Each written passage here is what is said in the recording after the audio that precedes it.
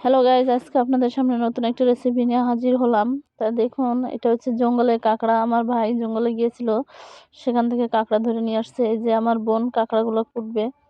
তো দেখেন কাঁকড়া কাটতেছে এটা হচ্ছে আমার চাচাতো বোন কাঁকড়া কাটতেছে। আমরা এটা আজকে রান্না করে খাবো। তা আমি কাঁকড়া কাটতে পারি না, ওই কাটতেছে কাঁকড়াটা। আমার কাঁকড়া কাটতে ভয় লাগে, ওরা তো গ্রামেই থাকে, ওরা পারে। তার জন্য দেখেন কি সুন্দর করে কাঁকড়া কাটতেছে, ওদের ভয় করে না, আমার অনেক ভয় করে।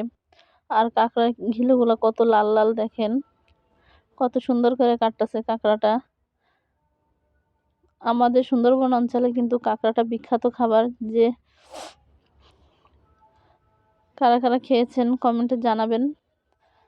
দেখেন ঘিলুগুলো আলাদা করে নিচ্ছে, এগুলা ধোয়ার সময় পড়ে যায়, তার জন্য আলাদা বাটিতে করে নিচ্ছে, যাতে ধোয়ার সময় এগুলো না পড়ে যায়। এটা আলাদা করে ধোয়া হবে। তা কাঁকড়া কাটা শেষ, এখন এখানে আমি রান্না করব। কাঁকড়াটা মশলাটা কষিয়ে নিচ্ছি, নিয়ে আমি কাঁকড়ার সাথে দিছি কিছু চিংড়ি মাছ। আমার মেয়ে চিংড়ি মাছ খাবে, তার জন্য। তা সুন্দর করে মশলাপাতি দিয়ে কষিয়ে নিচ্ছি। এটার সাথে নারকেল দিলে আরো ভালো হতো, নারকেল নাই, তার জন্য আমি দিতে পারি নাই। আমাদের বাড়িতে নারকেল গাছ, ছোট ছোট নারকেল নাই।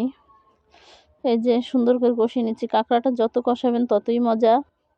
আর আরেকভাবে খাওয়া যায় কাঁকড়া পুড়িয়ে ভর্তা করে। তো ভর্তাটা কে কে খেয়েছেন কমেন্টে জানাবেন। বরিশাল অঞ্চলের মানুষ এই ভর্তাটা খায় বেশিরভাগ, আমাদের এখানে ভর্তাটা বেশি খায় না।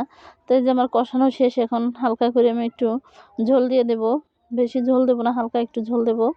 এই যে আমি হালকা ঝোল দিছি, একবারে ভাজা ভাজা হবে তার জন্য।